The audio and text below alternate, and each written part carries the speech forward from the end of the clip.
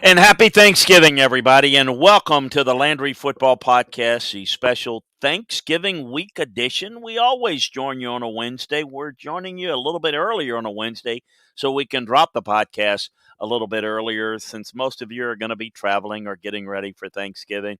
We wanted you to get ready for the start of the weekend and give us a chance to talk to you before with regard to the games this weekend. We've got a lot of interesting games we're going to get into. Where some things that we're going to talk about in the college coaching landscape. We're going to take your questions inside the chat room. So if you join us, and we remind you that you can join us on YouTube, Landry Football, Facebook, Landry Football, Twitch TV, Chris Landry Football. Um, and you can join us in the chat room there, and we'll break it all down for you and take your questions, comments, what have you. We're really excited to tell you about our good friends at Truebill. And it's a company that I've become very comfortable with, and we want to share some information that we think is going to help you, particularly around the holiday time. You're looking to save money. This is a great way to kind of protect yourself in the current sales environment that we are in today. So we've got a lot to get to. We're going to go over to the history of football on Thanksgiving, kind of how it has played out over the years, some of the big games, what started it, and so on and so forth. So we got a lot to get to. Reminder that you can check out all the football breakdowns, the game breakdowns over at LandryFootball.com. We're going to break them down, kind of the big games this weekend. College and pro will have that for you, so make sure that you check that out. And spread the word of what we got going on at LandryFootball.com.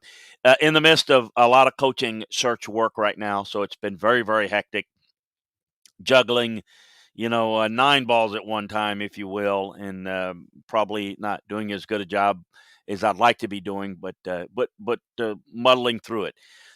Really want to thank everyone that takes the time to listen to this show, support this show, support LandryFootball.com, because this is who it's for. This is who we do it for. This is why we do it. And I want to wish you all a blessed and happy Thanksgiving. Um, so whether it's Kev Belargo who's joined us in the chat room or anybody else that wants to join us on this busy holiday week, or anybody else that's just listening, happy Thanksgiving. Be safe on your travels if you're traveling. I will be hunkered down working and watching games and working, as this is probably the busiest week of the year for me, in that it's a normal week of football, but it's not a normal time frame to get it all in. Um, so it's very hectic, but a lot of fun. It's also my favorite holiday of the year because it's football, it's food, and family. And since most of my family has passed on, it's a lot of just food and football, and the family is those of you out there and those that I work with in the football business. So it's a fun time of year. So let's get into a few things that are at least on my plate. I have talked about it before, and I'll mention it again because I think it is something that we have discussed here, and it's not a "I told you so" type thing. I don't mean it like that. I hope it doesn't come across like that. But we've mentioned to you for a while that the legitimacy to the James Franklin being a candidate at an LSU or a Florida or USC or any place like that was not really any legitimacy to it. And but we are living in a world of perception over reality, and we are living in a world of when you can create a perception that you might be a target for other teams. One thing I have learned in my time of now doing coaching searches is that administrators are scared to lose one of their own. It's from an optics standpoint looks bad. It makes them feel like they haven't done their job, and that's the impression that it gives off, right or wrong. There's also the desire to get the splash hire because the splash hire makes it seem like, well, he did his job. He got the guy that everybody wanted. And if it's not the right fit or it's a bad hire, then he won't get blamed for it. And it's not the way to go about it, but it is the reality. Well, James Franklin, it was announced, got his a 10-year extension at Penn State. And listen, I am happy for James, his family, and that's wonderful. From a Penn State standpoint, it is not a good situation at all. It's a guy that's a very average coach at best that has been through public perception, through self promotion and promotion by his agent, is covered up a lot. If you listen to any talking head, they talk about what a great job he did at Vanderbilt. What he's done a great job. He's a great recruiter. It's amazing. You repeat something, people hear it, and everybody just repeats it as if it's just a given. There's so much misinformation, so much lack of knowledge and understanding of what's truly going on. He's an average coach and has been an average coach for some time at Penn State. And, to me, the chance of letting him get out the door and hiring a better coach is a much better way to go. But that's not what people want to do.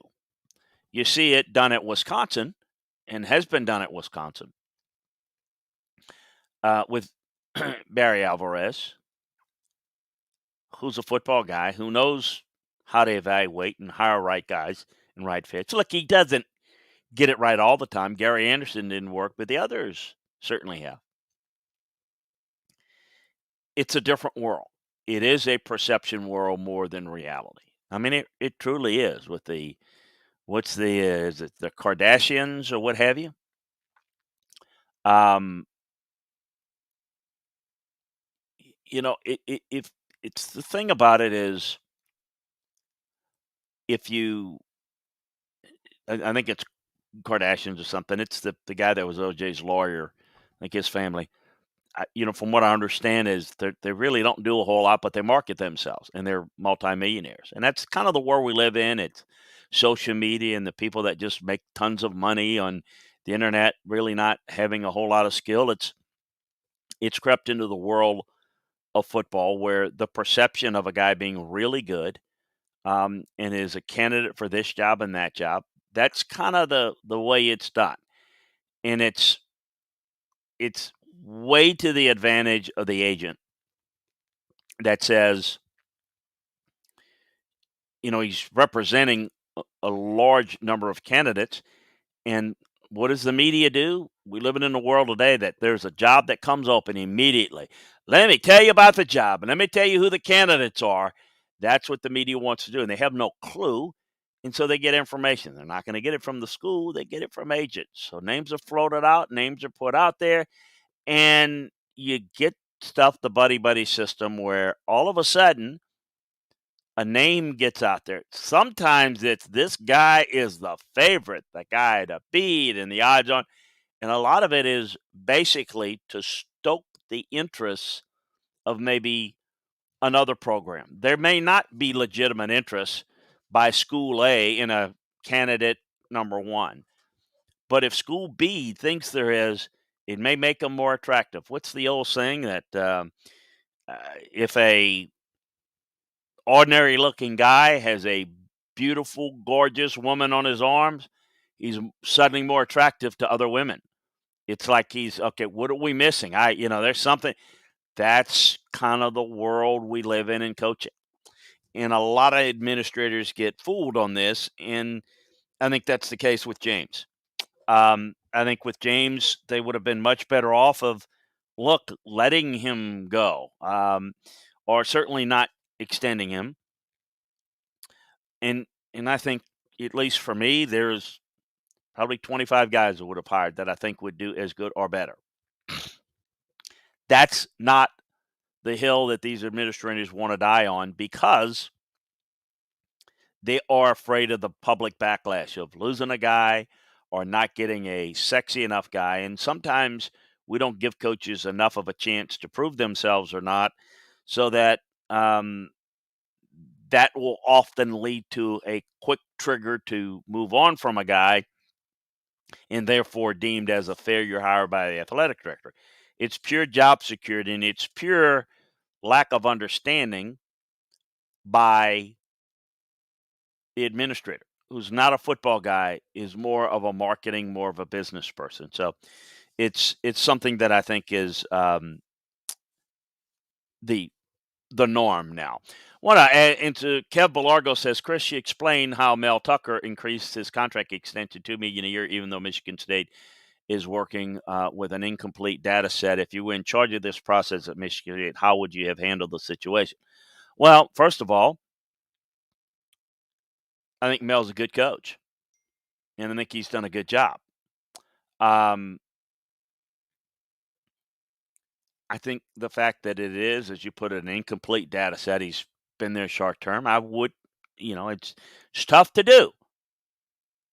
It's tough to do because your boosters that are, again, let's take Michigan State.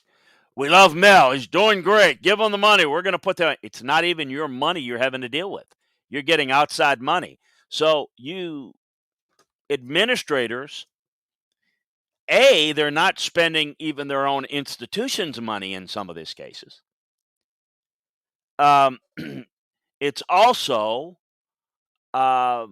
fear that an administrator will, get in crosshairs of a booster and cross ways with him to where he can't get the financial funding and support because these big boosters become pseudo owner types. So it is very difficult. I think what you do is, if you, for example, like Mel Tucker, you think he's, how would I have handled it? Kevin asks. Very simply. I like Mel. Think he's a good coach. He's got a good contract. What I would do is I would take the contract, I'd look at it, and I would make an offer to increase it a little bit and maybe put some stipulations in there and maybe help with staff and do things. Depends on what the contract is. So whatever the contract is, in this case, I would have increased it a little bit, and I would have said, this is the deal, and we're going to make this offer, and you got, a week to get it done to the agent. So that way, if the agent is going to work the leverage part, he's going to do it. But if you put a timetable on it and you're willing to say, look, if the agent says, well, we're going to hold on, okay, fine. You begin preparing to hire your next coach. Just like you would prepare to hire your next coach if you were getting ready to fire one, you need to be prepared to hire one if someone takes him away. I'm not going to give a guy that amount of money and guarantee it for someone that's not proven. It's just foolhardy. But a lot of times, I don't think the administrators want to do it. I think they do it because they feel like they have to. They're going to lose the support of their booster that's willing to put up the money himself. But I just simply wouldn't do it. I would call the bluff because Mel was not going to get the LSU job. And in the end, you've made a good faith offer to increase it a little bit, reward him, but not, for example, not extend it, not say, hey, look, we're going to add more years. No, you got a deal. We'll look at this and we'll give them a little bit more. We'll even throw in a bonus. There are different creative ways to do it. Reward them for it, but also basically say, we'll certainly look at this down the road. If we can have a repeat performance of 2 more years of this, then absolutely we'll go at that level that you'd like me to go now. But I'm not doing it right now. And if that means that he's got a better offer for more money, we understand and we wish him well. Let that sink in.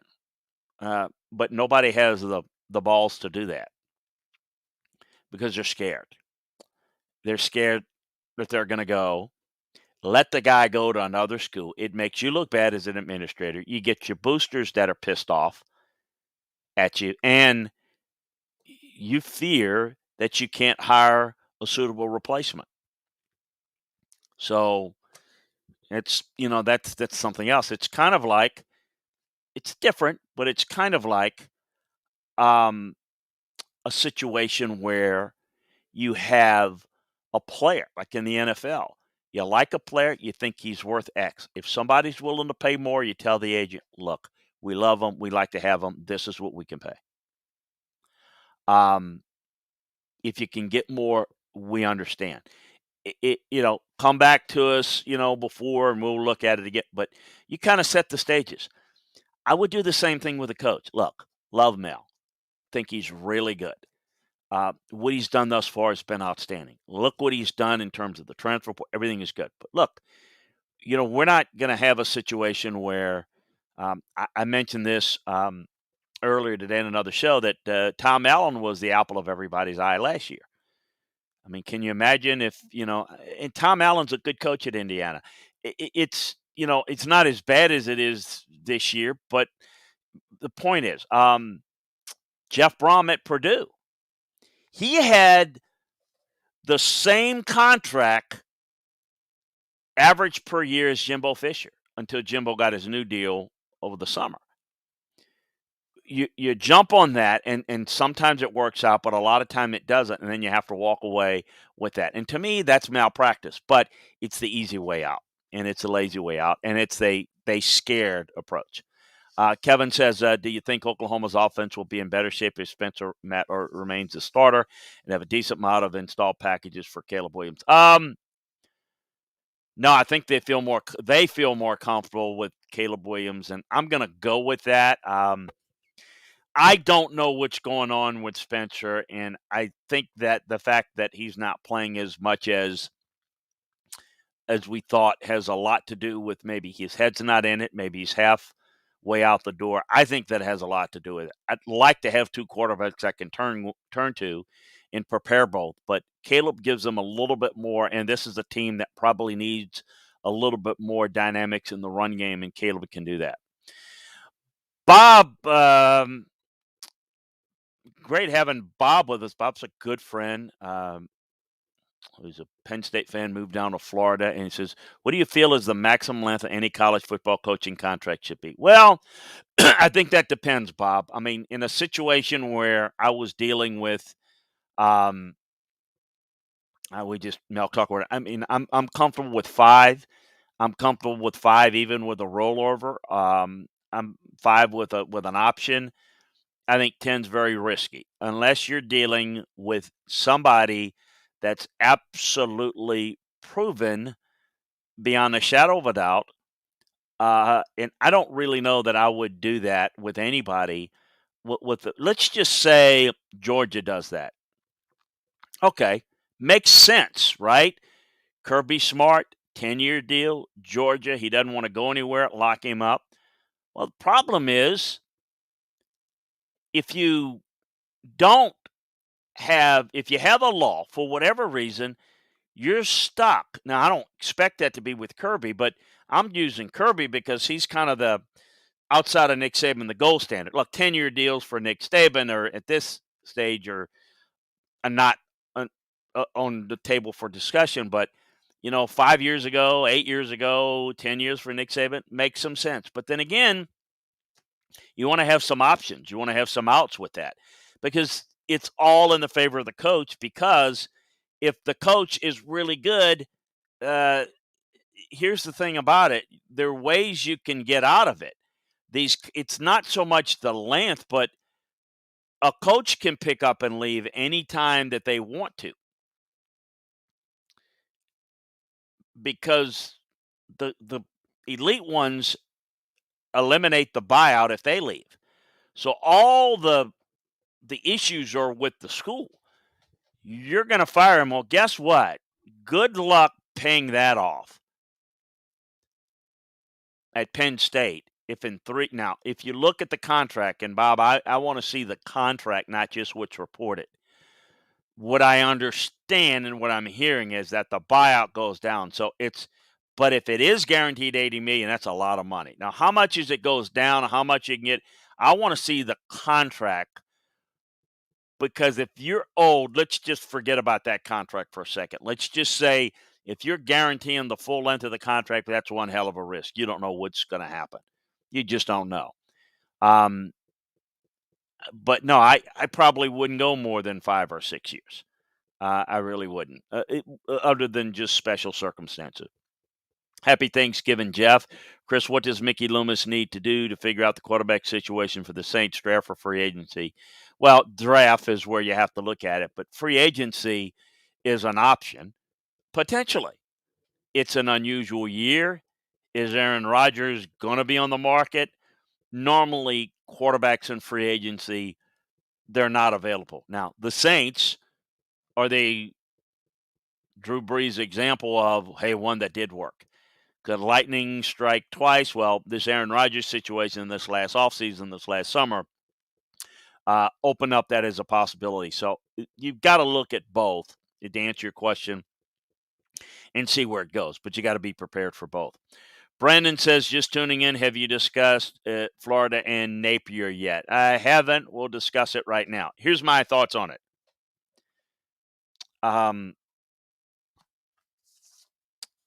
Ironically, I just had someone leave my office that is, well, he's very close to Billy Napier. He's lives in the neighborhood with him, and it's a family member of mine. I'll just leave it at that. But I'm not here to discuss like that or what he said because they don't have a lot of discussions on those sorts of things anyway. But it's interesting that you mentioned him because we did discuss a little bit about Billy's situation. Here's my thoughts: is Billy is a very good young coach. There is a false narrative that he turned down South Carolina and Auburn. He did not.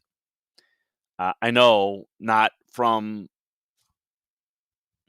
who I got sources. I was involved in it. I tried to help them in the South Carolina one. The Auburn one never even got to that point. That was never really something that was there. Virginia Tech, I think, has some level of interest. But let me explain how this is, and it relates to Florida. I don't think he's Florida's number one choice. In fact, I'm pretty sure he's not because I'm pretty sure I know who Florida would like to have ideally. I don't know if they're going to get him, and I'm kind of thinking that they're probably not. Whether that's Billy on the second or third, I don't know. Why is Billy's name out there? His agent, it's the same agent. We just talked about Mel Tucker, Jimmy Sexton.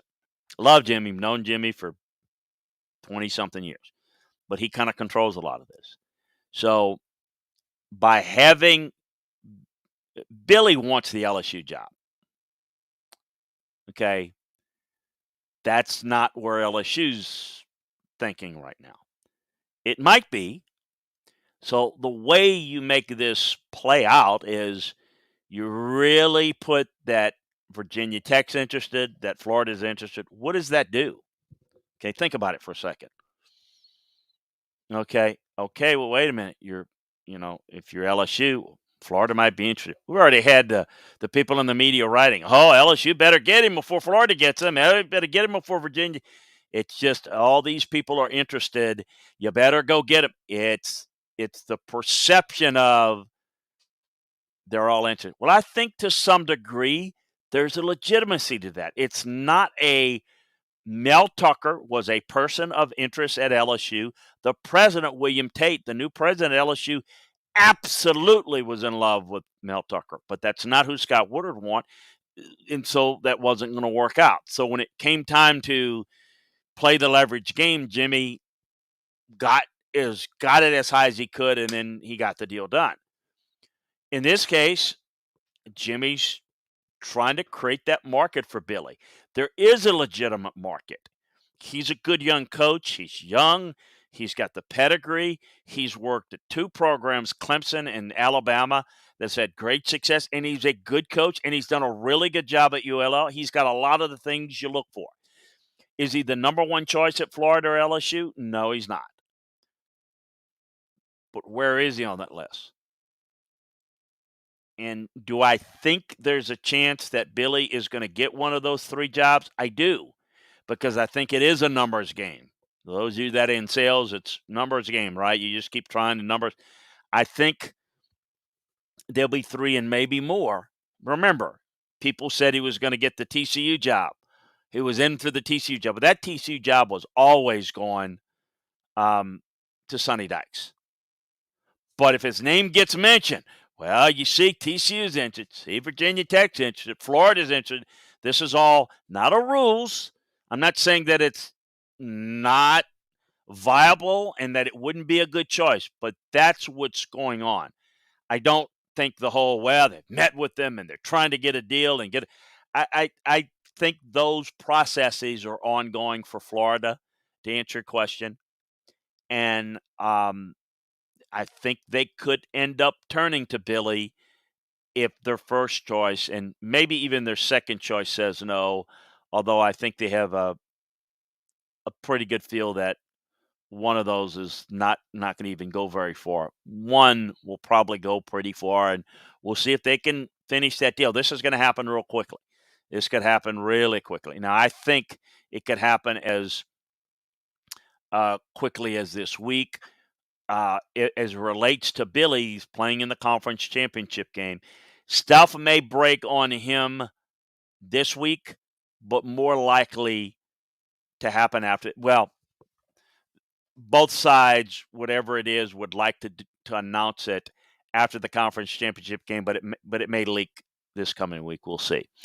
Kev Belargo says, as I watched Monday night's game, I think it was that the Giants defense was outmanned. Lo and behold, they fired Jason Garrett the next day. What gives? I think that's not due to the game, although I don't think they had a really good offensive game plan.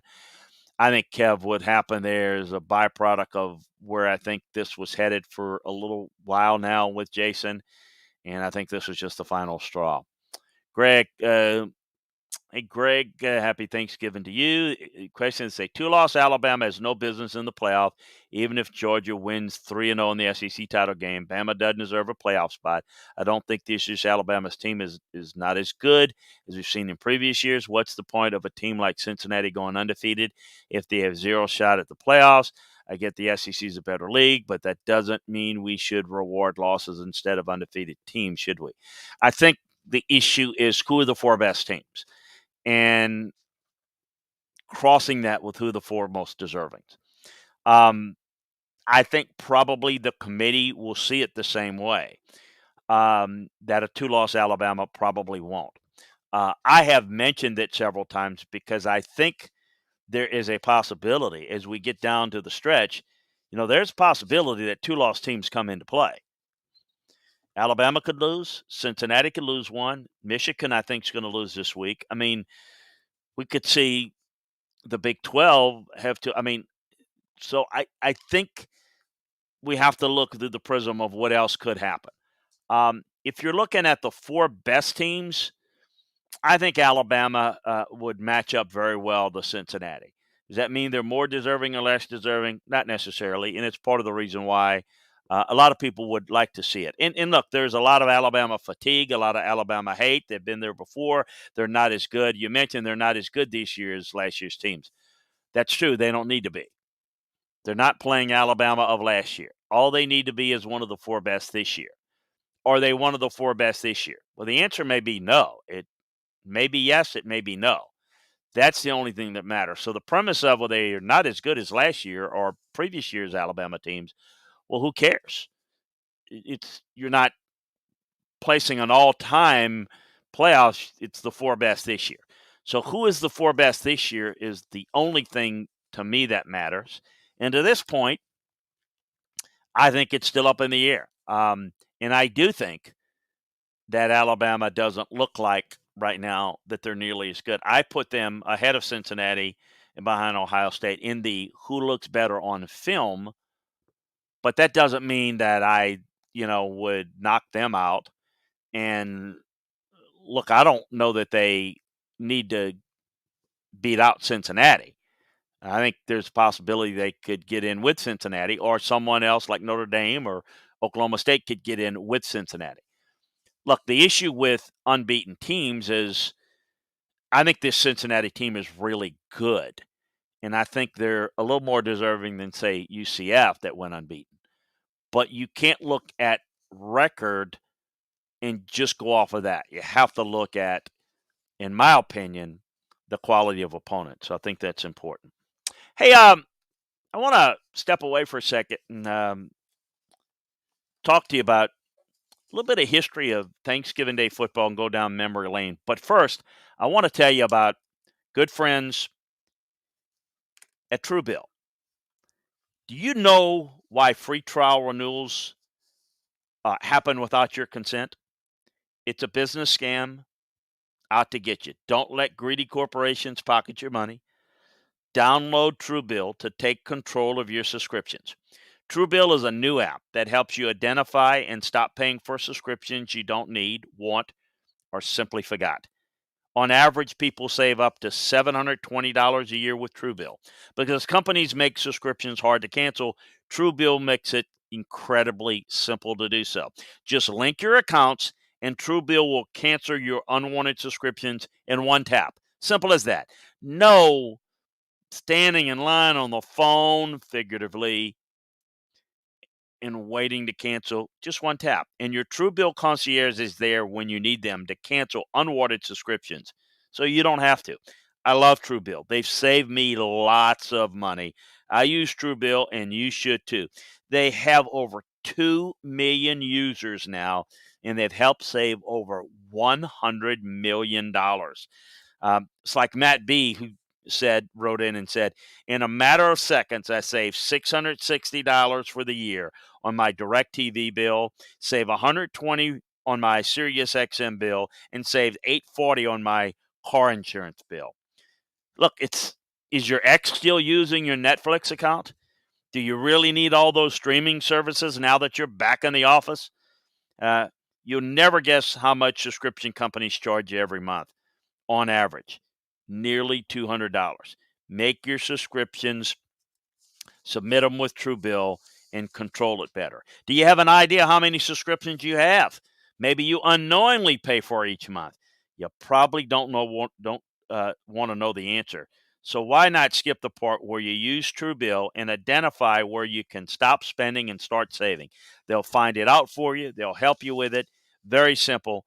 Check them out today. Don't fall for subscription scams.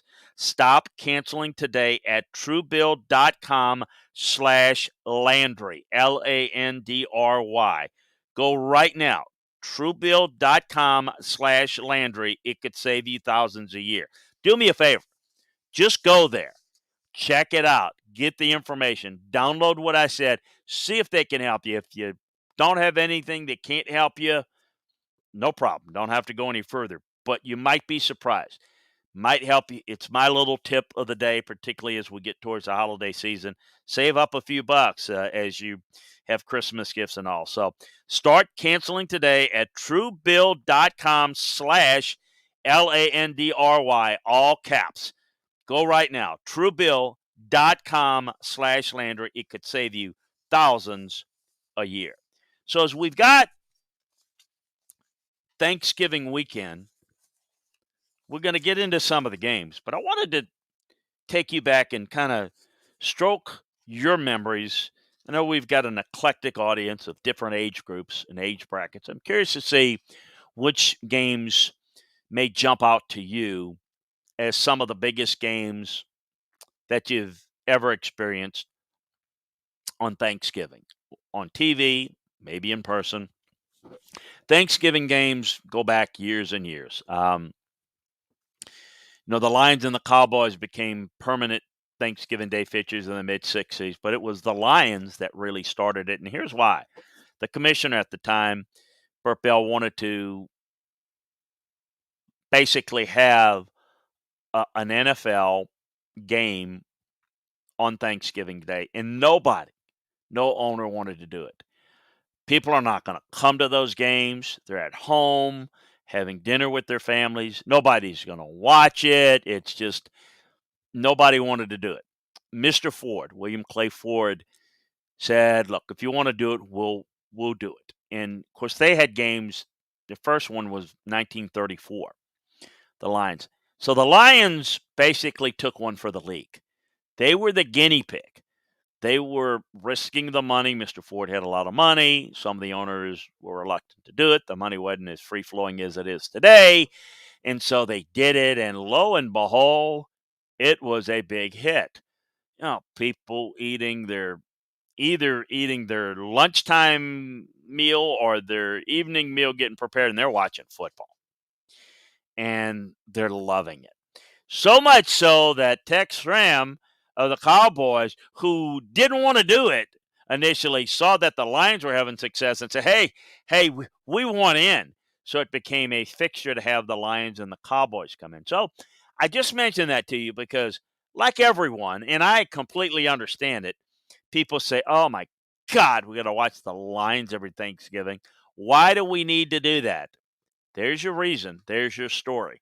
There's a loyalty by the league back to the Ford family that says, look, you were there. I mean, those people they're all dead now, but they were the organization that said, we want to have a game on Thanksgiving, and they jumped and they did it.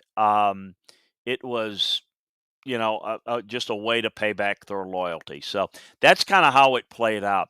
Talk a little bit about colleges first. Um, the best game that I remember was on Thanksgiving Day is the game of the century, and it's one of the best games I've ever seen. But not a lot of people remember that it was uh, on Thanksgiving, and it was Nebraska, Oklahoma, 35-31. Um, It was billed as the game of the century. Nebraska was ranked number one on their way to the second straight title. Sooners were number two. They finished this even. They averaged Oklahoma over like 470 yards rushing per game, running their wishbone.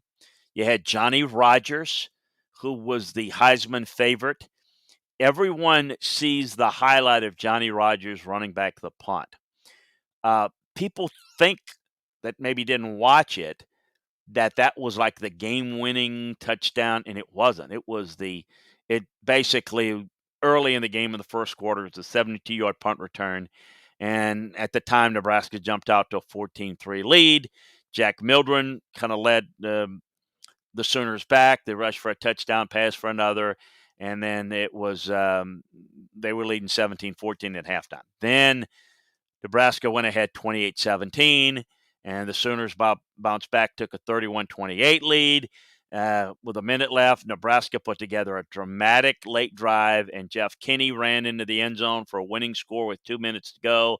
So it was a great game. It was one of those great games, and it was really, really a great one. There was another game that day that people may not remember. It was, in the shadows of Nebraska, Oklahoma, but it was the old-fashioned hate game. Clean old-fashioned hate. You know what that is, right? That's Georgia Tech, and it was 28-24. Georgia was 9-1, ranked in the top 10, on its way to the Gator Bowl. Tech was 6-4, but they were good enough to where the records didn't matter. Georgia quarterback Andy Johnson and um, got injured, picked himself off the canvas, and they stopped Georgia Tech, drove down late in the game, and Johnson ran in for a winning touchdown to 129 left. So that was huge. I grew up on a regular basis. The game that was synonymous with Thanksgiving in college was Texas A&M, the old Southwest Conference days.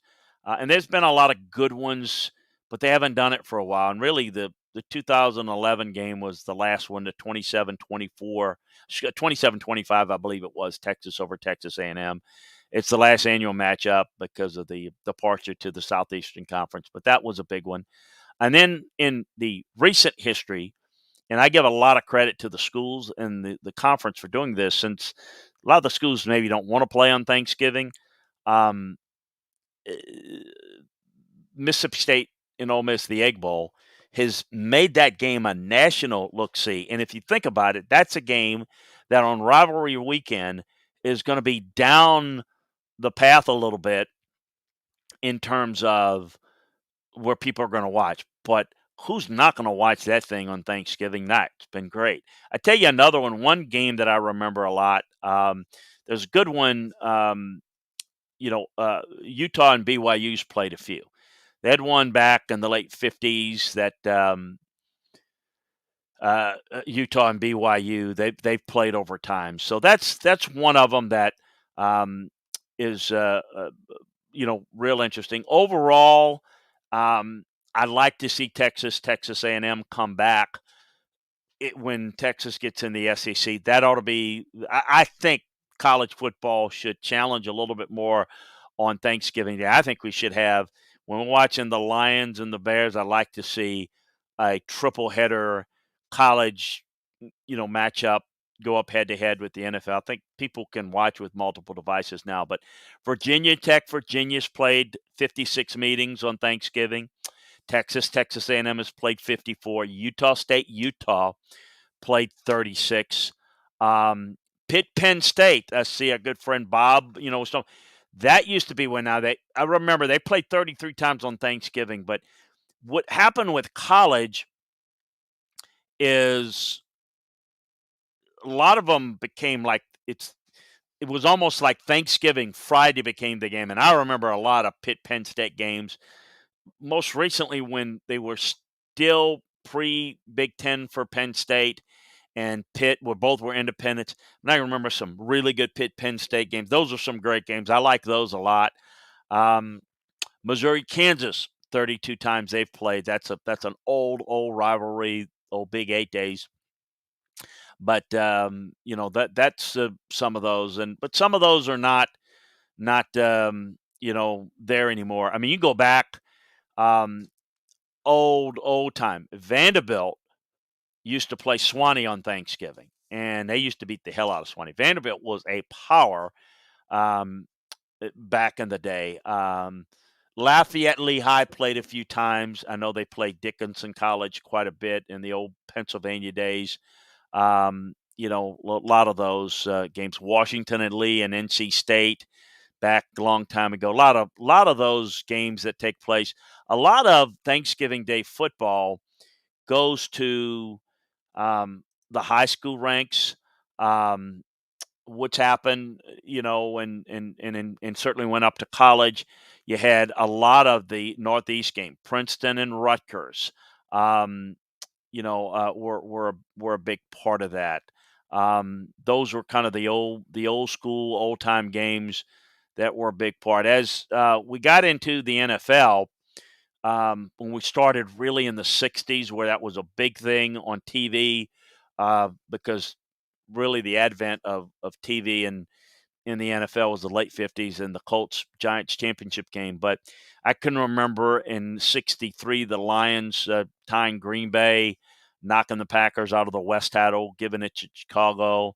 In '65, Johnny Unitas and the Colts um, played the Lions, and really good when the Lions were really good back then. I remember in '76, O.J. Simpson just he had 275 rushing yards, I think it was, 2 touchdowns against the Lions. I remember Gary Morangi was struggled in the game, and he was like 4 for 21, and it was OJ left, OJ right behind the electric company, and just running crazy. I remember one of the real neat games was 1980, the Bears Lions, which we've got this week. Vince Evans was outstanding. He accounted for 2 touchdowns. The Bears scored 14 unanswered points in the fourth quarter. They were down 17-3, and the Chicago started their comeback with a touchdown pass um, from Evans to Bob Fisher, and then the game went into overtime, and the opening kick of the overtime, the Bears ran it back. That came up with a 23-7 overtime game. You probably remember in '83, um, the Steelers played the Lions, and the Steelers were getting old, and Chuck Noll was, teams that were really great started to get old, and it was pre-free agency, but they were battered by the Lions offense.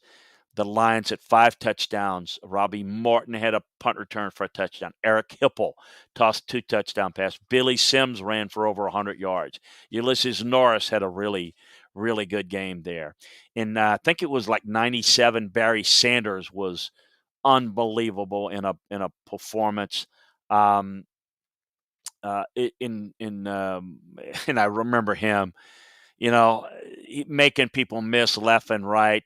It was a great game against the Bears as well. Um, I'm trying to think. If you remember, '98 was the Phil Luckett game when it was um, Jerome Bettis called, was it tails in his head or hit with the whatever, So for the Cowboys, the first Thanksgiving game, I can remember I think it was 1966. It was 14-13 at halftime. But the kicker they had, Danny Villanueva at the time, hit 4 field goals down the stretch, and the Cowboys put the game away. Don Perkins, Don Meredith, they beat the Browns that day. 74, this was really interesting. It was one of the more famous games. Cowboys and the Redskins. Great rivalry. We know that was a really fierce rivalry back then. Cowboys were playing Washington. It was the second time in 3 games. Schedule quirk, because obviously you play your division opponents twice. And they beat the Cowboys in the first one 28-21. And Redskins linebacker Darren Talbot said, we're going to knock Roger Staubach out of the game. You imagine that.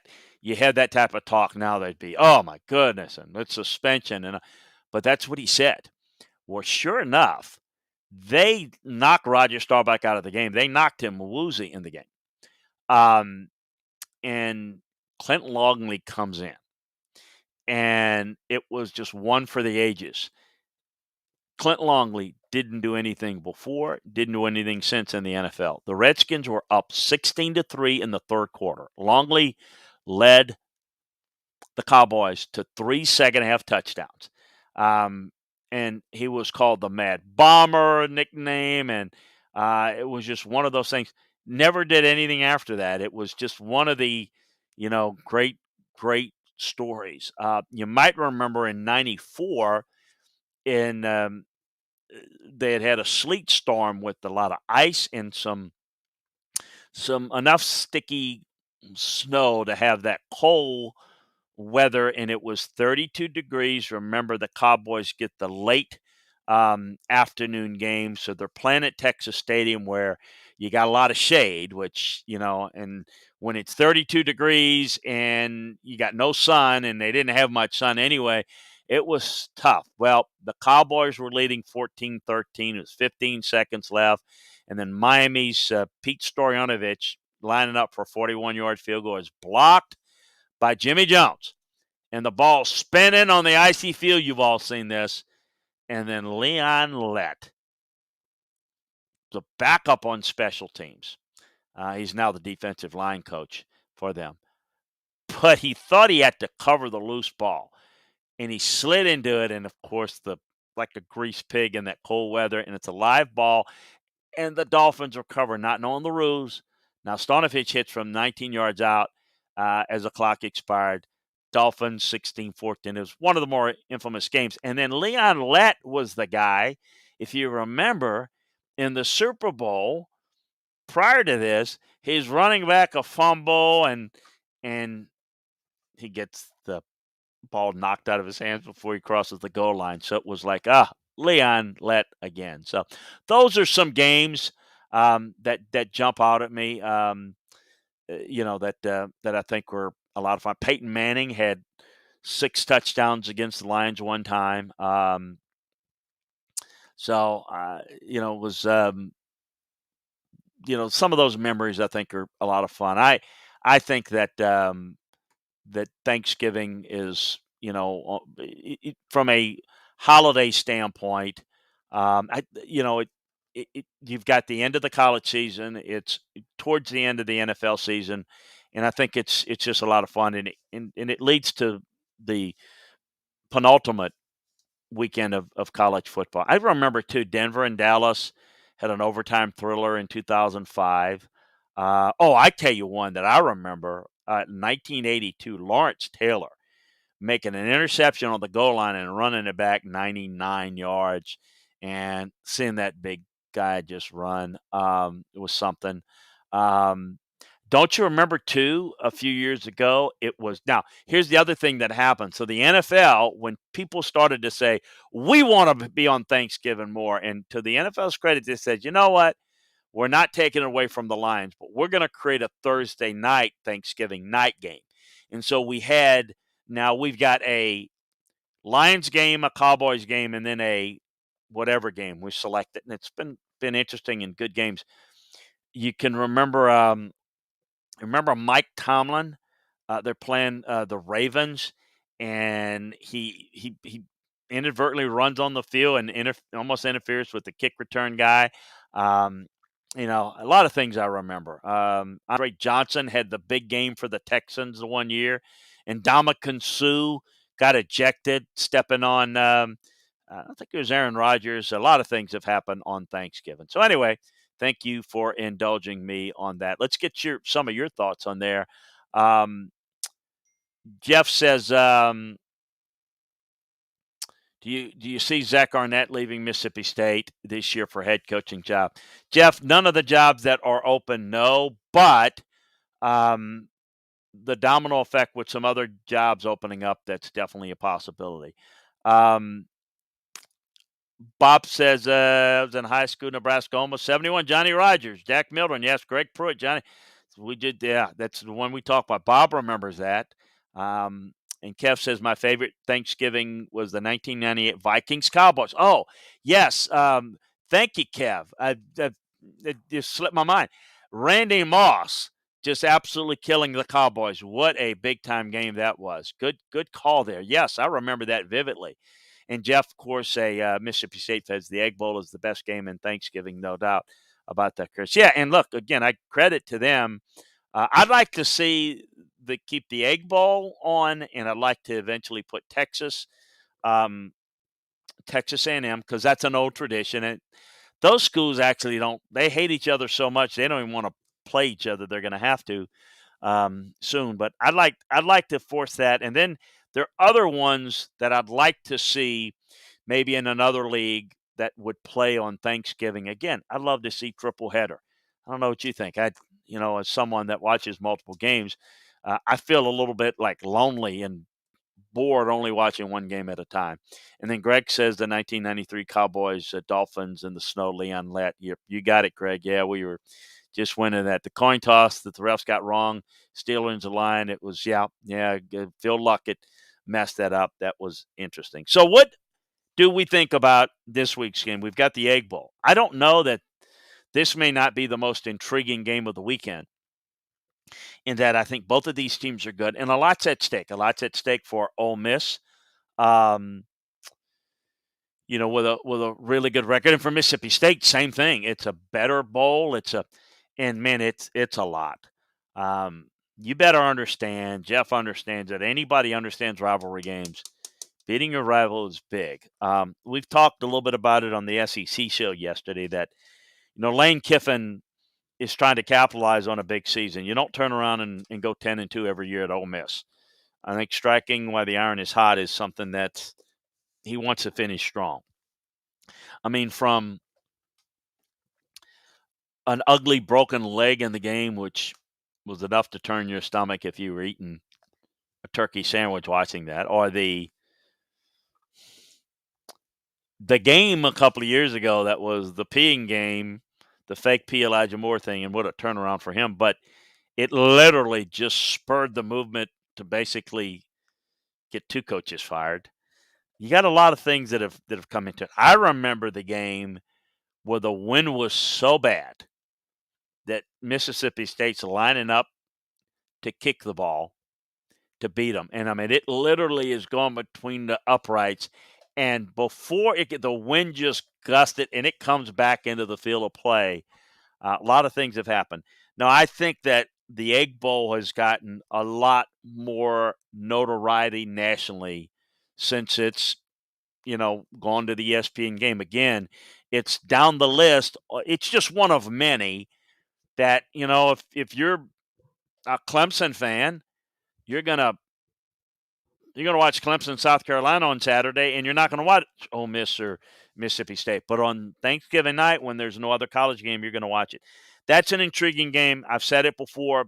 I think it's gonna come down to defensively who can create some turnovers, get a few extra stops. The team with the most offensive possessions are going to great chance to win it. I'm going to break down all the games. We're going to have it over at LandryFootball.com. But the other games that are maybe most intriguing, I'm excited. I'm going to go in chronological order. So it's that one. That's the first one, Thursday night. Friday, the Apple Cup, Washington State, Washington. Been to a few of those. Speaking of snow, been into a few snow games there. The year that Drew Bledsoe came out, what a driving through Montana to get to that game was I still wake up thinking about that at times. What a what what a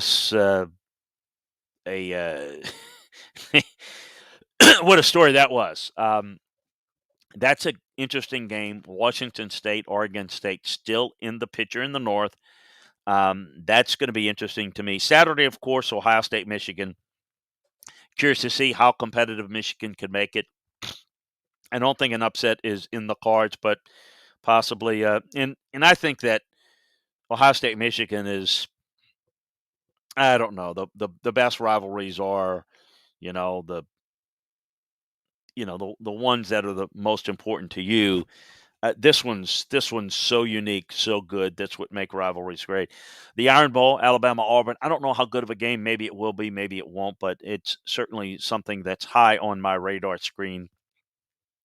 Oregon State, Oregon. They don't call it the Civil War anymore. I still do. Um, that one is interesting. But you know what? The one that may have the most impact is Bedlam. Can Oklahoma State get it done against Oklahoma? It is not something that Mike Gundy's had success, not as much success against the Sooners. I think they got the better team here. How's that going to play out? On the NFL side, Bears Lions, because I think this might be the Lions' first win, are certainly their best chance. The Raiders are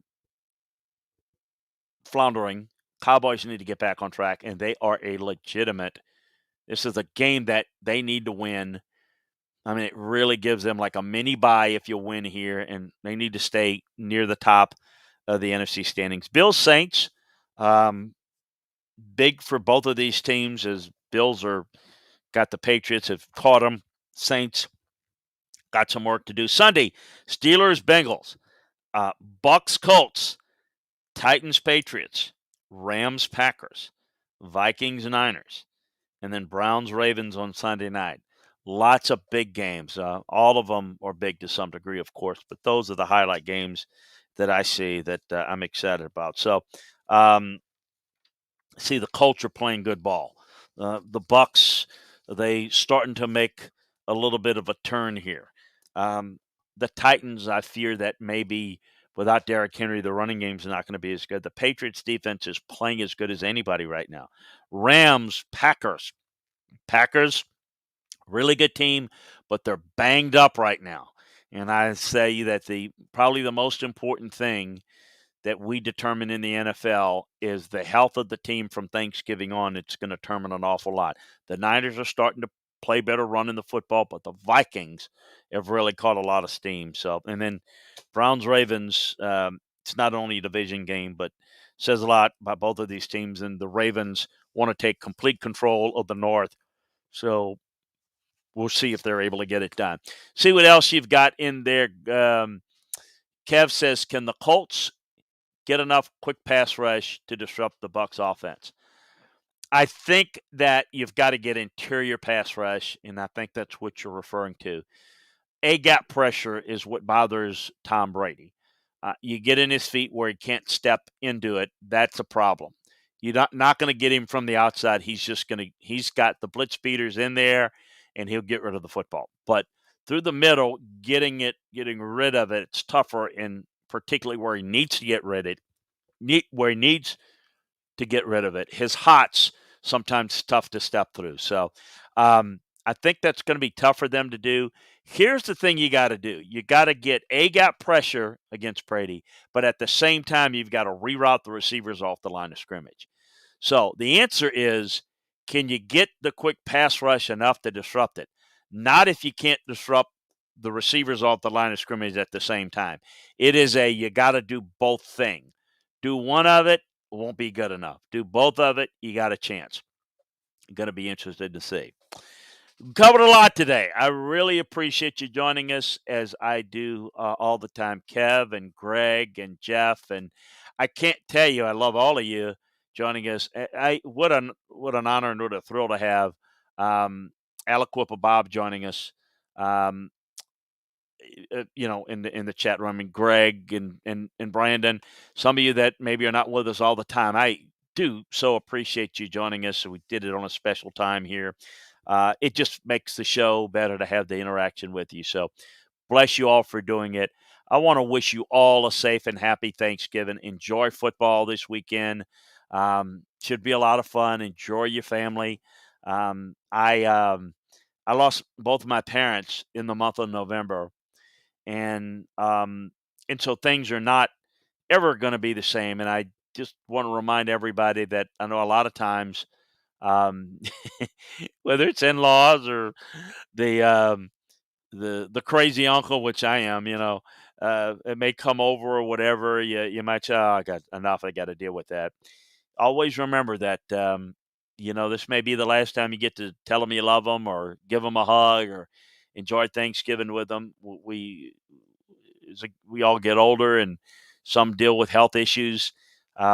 You just never know. So um, I know you guys have heard that. You don't need me to say it, but it's on my mind. So I just say, endure and appreciate what you have and the blessings that we have, and that certainly at the forefront is our our family and our friends, the dear friends that we spend time with during this holiday. So enjoy it. Have a great weekend. We'll talk to you again next time. So long, everybody.